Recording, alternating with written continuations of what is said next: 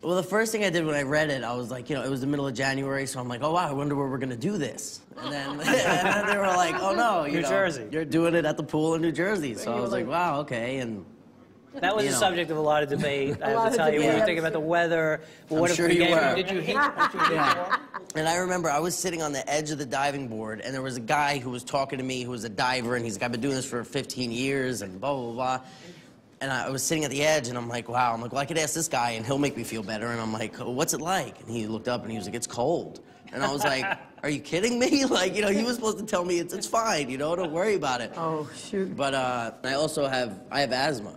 So I was like, I got to put a bag over my head and tie a rubber band around it, and then jump in freezing cold water. And, it was definitely, it was good because it gave me, so much, like, anxiety. And I was just, it was a very weird day, but like you said, people were crying, and it was real. Yeah, we all knew what the outcome was. We knew you don't kill yourself ultimately, but particularly we got to the scene where Jim jumps in the water and pulls you out, and I don't think there was any acting at that point. He literally had to pull you out. Yeah. So all of that emotion and huffing and puffing was absolutely real. Yeah. And watching that play out in front of you in real time was just so moving. And Timmy yelled cut, and you look around and half the crew was crying. Well, I remember.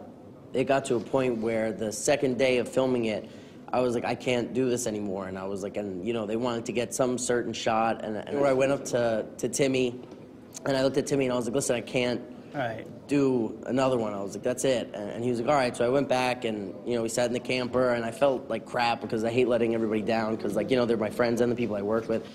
And they were like, we want you to come up and try something one time. Just try it for us. And I was like, so I'm like, fine. So I get, out of the camper, and I'm so pissed off.